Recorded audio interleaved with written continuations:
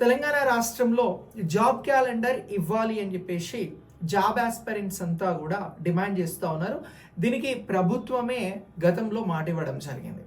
అయితే ఇటీవల ఎస్సీ వర్గీకరణకి సంబంధించినటువంటి అంశం క్లియర్ అయిన తర్వాత ప్రభుత్వానికి సంబంధించి జాబ్ క్యాలెండర్ ఇవ్వాల్సినటువంటి ఆవశ్యకత ఇంకా చాలా ఎక్కువగా ఉంది. గతంలో ప్రభుత్వం ప్రామిస్ చేసింది కాబట్టి. అయితే ప్రీవియస్ ఇయర్లో జాబ్ క్యాలెండర్ని ఇస్తాము అని చెప్పేసి ఒక ప్రకటన చేశారు, కానీ అది ఏది కూడా ఇప్పటి వరకు ఫుల్ఫిల్ అవ్వలేదు. సో అయితే గత ప్రభుత్వం ఇచ్చినటువంటి నోటిఫికేషన్లను, ఆ నోటిఫికేషన్ల భర్తీ ప్రక్రియను ఈ ప్రభుత్వం పూర్తి చేస్తూ ఉంది.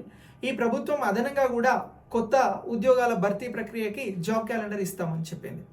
ఈ నేపథ్యంలోనే ఇప్పుడు ప్రభుత్వానికి సంబంధించినటువంటి అధికారుల సిఫారసుల మేరకి ఉన్నతాధికారులు ఎవరైతే అడ్మినిస్ట్రేటివ్ వింగ్లో ఉన్నటువంటి వారు ఉన్నారో వీరు జాబ్ క్యాలెండర్కి సంబంధించినటువంటి అంశం పైన ప్రత్యేకంగా పనిచేస్తూ ఉన్నారు. ఈ పని ప్రారంభమైంది.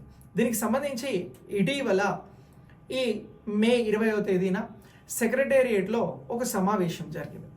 ఈ సమావేశం సారాంశం సమరీ ఏంటి అని అంటే జాబ్ క్యాలెండర్ని చాలా స్పష్టంగా ఇవ్వాలి అనేది ఒక అంశం.